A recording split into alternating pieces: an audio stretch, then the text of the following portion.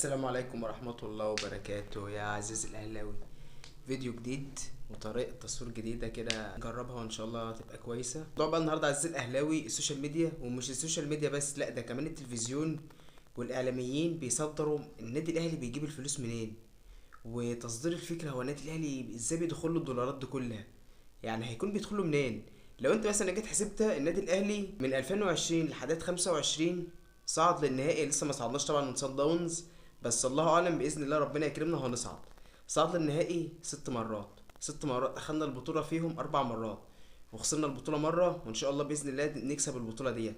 فالنادي الاهلي لو انت حسبت اخد البطوله 4 مرات، تقريبا مكافاه البطوله معديه ل 2 مليون دولار، فدي 8 مليون دولار، غير المشاركه، غير ان انت خسرت النهائي. يعني انت دخلت مثلا في حسبه 10 مليون دولار 12 مليون دولار من بطولات افريقيا بس. اخدت 3 ميداليه برونزيه كاس عالم، فتقريبا مكافاه 2 مليون دولار، يعني ادي 6 مليون دولار.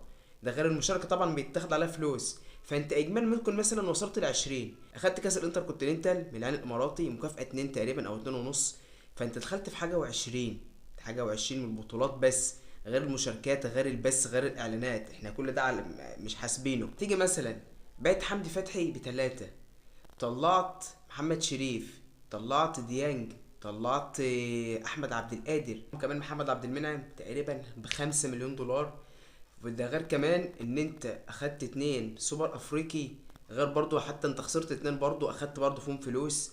فانت رينج مثلا داخلك مثلا قول 30 35 مليون دولار في اخر 5 6 سنين للنادي الاهلي، غير بقى الرعاة، غير البث، غير الحاجات دي. فانت ممكن داخلك في 40 50 مليون دولار.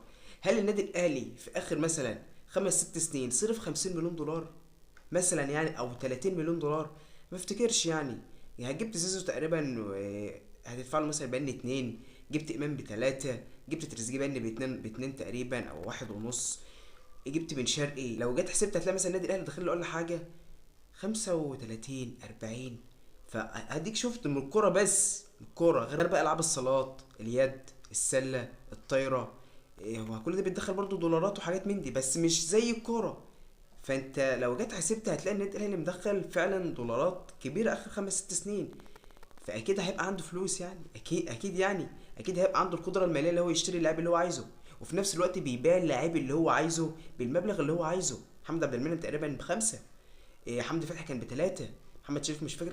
انت فاهم ارقام يعني. ليه الاعلام بقى والسوشيال ميديا بيصدر النادي الاهلي بيجيب فلوس من البطولات؟